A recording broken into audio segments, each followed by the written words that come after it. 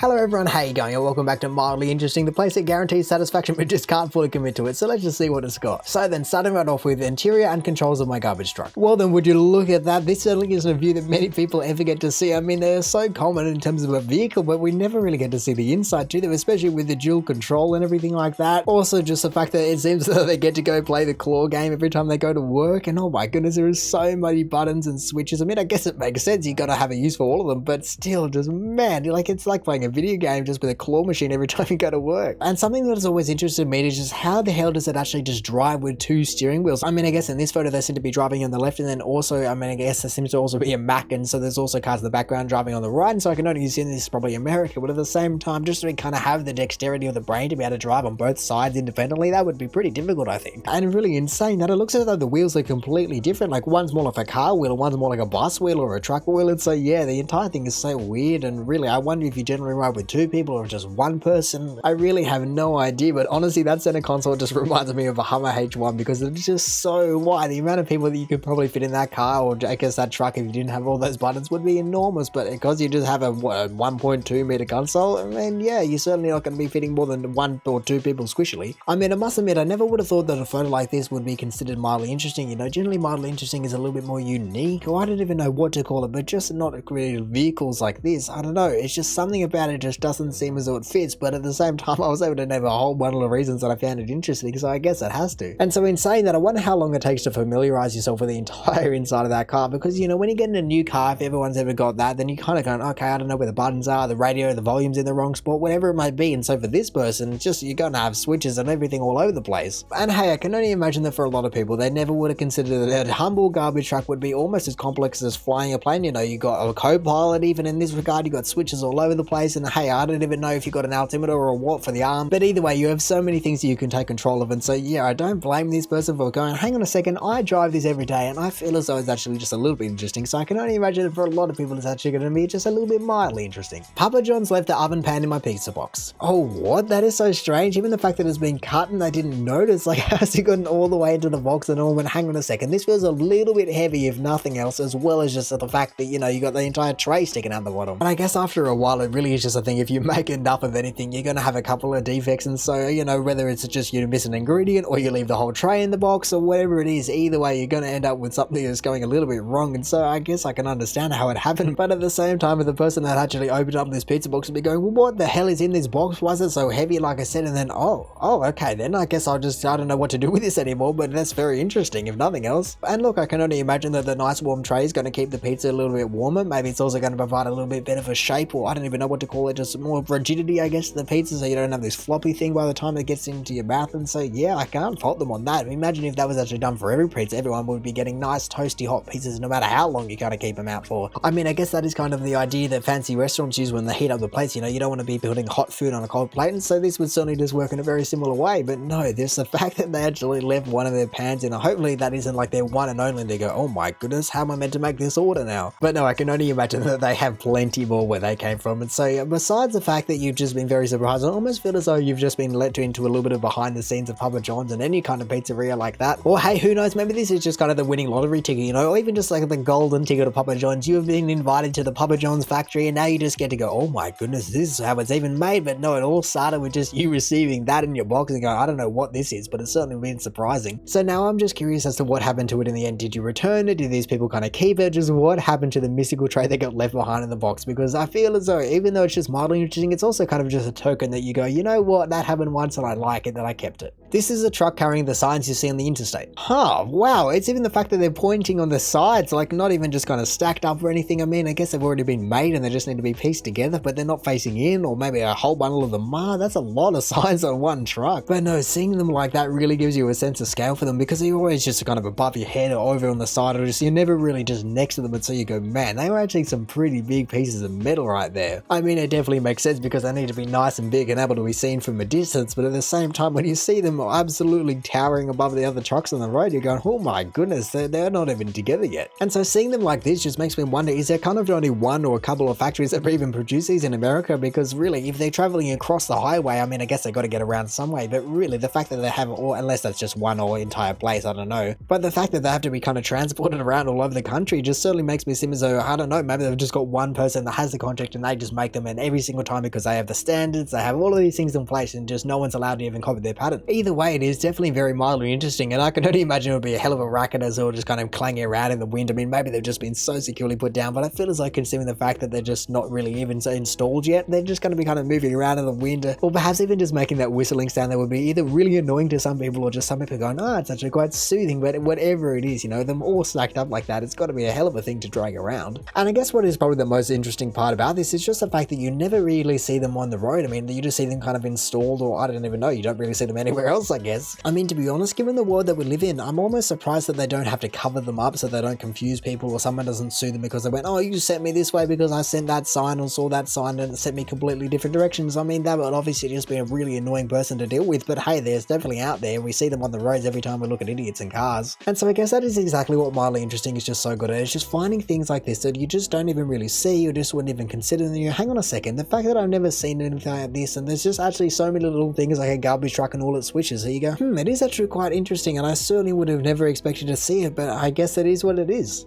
This big ass leaf, wipe for scale. Damn, that is a big ass leaf. Look at that thing. What the hell has that tree been supporting if that's the size of its leaf? It's literally twice the size of her. But honestly, I have never seen a leaf that big. I mean, there seems to be some big leaves in the background, but there's literally the one leaf there is bigger than the trees in the background. But either way, like I said, I can only imagine that is one hell of a tree that is able to support something like that. Like, imagine the amount of water weight that that thing would have when it rains, let alone just the weight of itself under just normal conditions. And so yeah, the fact that it's the size of a longboard, I don't even, not a longboard, like a long, what do they call it, like a paddle, stand-up paddleboard thing, that is just insane. Honestly, I feel as though if they actually just set it in epoxy so it didn't fold, or hey, even if they didn't know, it might actually just be able to be used as a stand-up paddleboard. I mean, even though perspective would definitely been playing a few games here, I feel as though the fact that it looks as though your wife is a lot shorter than the fence would definitely hint that she isn't the tallest person in the world, and that's fine. It just means that this leaf is probably a little bit closer to the 3 meters than the 4 meters or even 5 meters if it was actually just a gigantic human that is living next to gigantic leaves. But no, really, as mildly interesting as this entire leaf is, I just want to know what tree, or like exactly what tree grew this monstrosity, because how many things, is there anything surrounding it, or is it just taking every single last nutrient in the entire island, wherever this is? Because let's be honest, even though I can only imagine that is probably the biggest on the tree, I can only assume that it doesn't only have one leaf on this tree, and so really it's not even a tree, it's like a jack and a beanstalk kind of gigantic thing. Either way, whatever it is, I'm honestly even just a little bit more than mildly interested, because I just want to know where it came from. When I went to Switzerland, it happened to look exactly like this random wooden statue. Oh, hey Adam, what the hell is going on here? It's literally like she's been carved on the spot, you know, they got those artists that draw on the street, and literally this is just like an instant carving. Even the fact that the hair is identical, like the color scheme is perfect, but I mean, I guess the only thing that is really off here is the glasses. But really, if that is the worst thing that it's got going for it in terms of matching, then that is not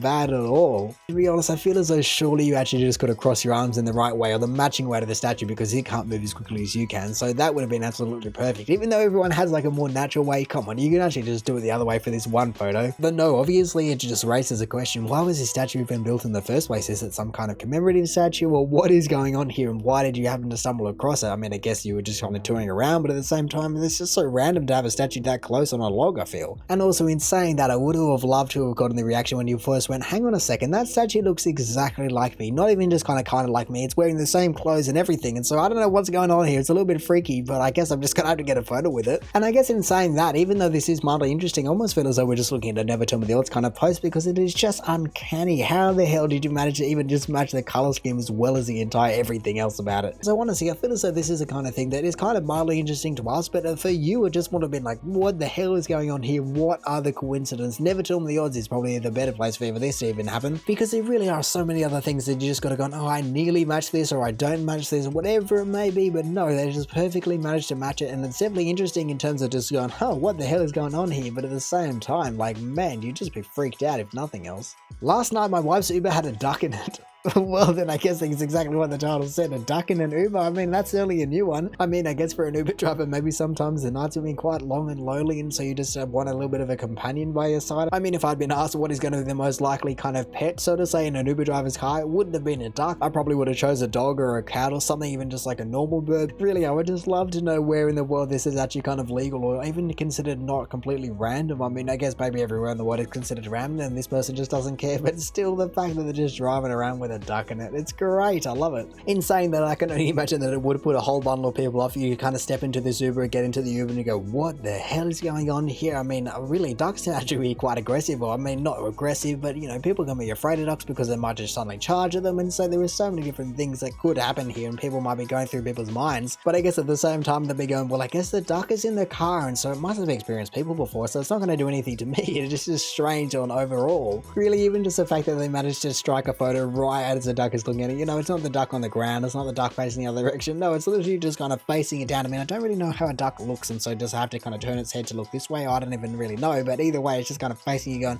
yeah, what? I'm in the passenger seat. What are you going to do about it? Get in the back seat where you belong. I mean, I guess in saying that, you're certainly never going to have anyone kind of just getting in the passenger seat in terms of COVID, kind of maintain distances if you're trying to keep people in the back seat as the driver. It's certainly one way to kind of just take up the seat and go, no, the front seat's taken, so you'll have to get in the back. I've got my pet in the car. And you go, oh, what pet? Oh, well, there you go. There's your duck. And hey, I can only imagine that it is a great conversation starter. You know, it's an Uber driver, you get the usual, oh, it's been a long night, long day, yeah, how many people? No, this one actually has a duck. As you go, what the hell's with the duck? And they go, oh, well, let me tell you the story. It would be absolutely perfect for most Uber drivers, you know? Honestly, I feel as though for a lot of Uber drivers, they just need something more like this, you know, either a duck or maybe not a snake, maybe that'll put too many people off, but just something that's a little bit out of the ordinary just to kind of start up the conversation. Because hey, for the sake of the story, for the Uber driver, you could just completely lie. You don't ever have to be true. You can just say, oh yeah, I just found it on the side of the road one night. I was doing a long shift. I was heading home and I found the duck and it looked maimed and I just kind of immersed it and it's followed me ever since. It's been an incredible story. And I feel as though in that case, if you're able to tell the story well, you were just always going to be getting 5 stars on Uber. And so maybe it's just a big brain maneuver. You know, this Uber driver knows exactly what they've done, just planting that duck there just to increase their rating. The Queen of England outlasted the commemorative tree.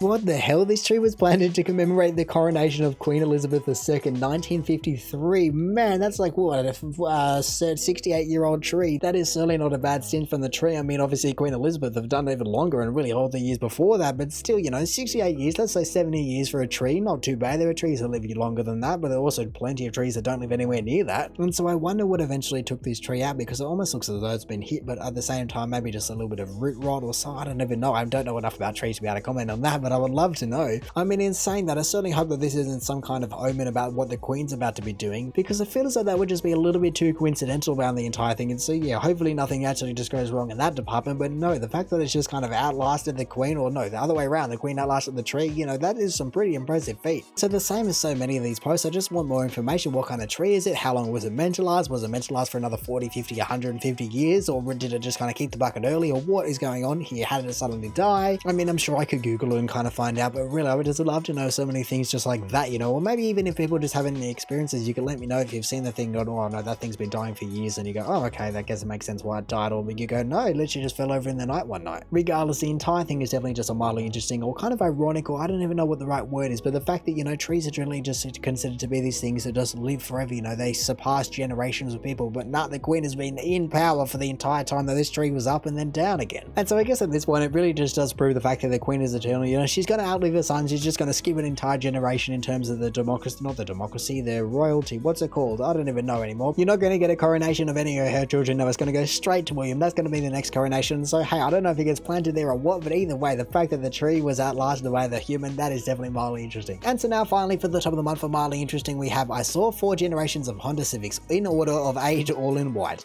Well then, exactly as it says, look at that, beautiful things, all 4 in a row. I mean, it would also be more ironic if you were also driving one of a different era again, or a different color even, or whatever it may be. Or imagine if their indicators were all going at the same time. There were just so many other ways that this could have been taken to an absolutely ridiculous level, but either way, this is definitely mildly interesting. The fact that you kind of went, hang on a second, what's going on? Oh, why are they, oh, okay, that's what's going on there. I mean, I can only imagine that they would be a fairly popular vehicle in the States, maybe not to the same kind of tier as the F-150, but you know, it's a Honda Civic, you got to give them some kind of leeway in that regard. It's not, I don't know, 4 Lamborghinis in a row. I mean, they're actually in California, that'd probably be more common than this. And so, hey, I guess in saying that, it is definitely a mildly interesting kind of thing, you know, you just go, okay, we've got 4 of the identical car, but they're just not really identical, and really, it's just kind of cool to see the iteration like that, because you can so clearly see which one is from which generation. You go, ah, that is a 2000s car, that's a 2010s car, now we're into the brand new cars. Like, there are just such clear body lines and all those kind of things, just even the styling and the rims and all, I don't even know. But you really can just see with all the cars, you go, yeah, it no matter how well it's been garaged, no matter how well it's been looked after, you know, the interior might be flawless, but you can just tell on the outside, you go, oh, it just looks older, doesn't it? And in saying that, it makes me wonder where cars are going to be in 10 years from now. I mean, obviously there's a massive EV hydrogen kind of conversion that's going on at the moment, so that's definitely a good thing. I don't really know if that's going to completely change the car market, because obviously you need to follow some lines, but you also don't need grills and things at the front like Tesla do. And then of course you have these interjection of these just sci-fi looking vehicles like the Tesla pickup truck or whatever you want to call it. Either way, you know, you just go, where are those vehicles going to be in 10 years? Because like I said, you can just so clearly see every single year just as it goes through the years, and so where they're going to be, it's quite actually difficult to kind of predict that. I mean, I'm sure somebody could go, oh yeah, this is where it's going to be, but you know, modern cars look pretty modern. I don't see them getting any more modern, strangely enough. And so like I said, to see 4 white, I mean, I guess at least it is white. It's not like you got purple once and you go, wow, that is definitely just 4 people that really like the color purple, and also Honda Civics. But either way, there is no doubting it. It is definitely a mildly interesting thing that I would probably assume happens more than people realize, or I guess actually they don't realize in so many cases. But at least this person just went, I had the eye and went, you know what, that is 4 in a row. I'm taking a photo because I know there's some people that will enjoy it. But anyway, in saying that, that is going to do it for the top of the month for mildly interesting. So thank you for watching. If you did enjoy the video, feel free to do the YouTube algorithmic things down below and let me know if you had a favorite post out of any of these. Other than that, we check out awesome posts all over Reddit, so make sure to check some of the other videos out now. Or hey, maybe even just want to consider subscribing so that you don't miss another one of these in the future. But all in all, have a good one and see ya.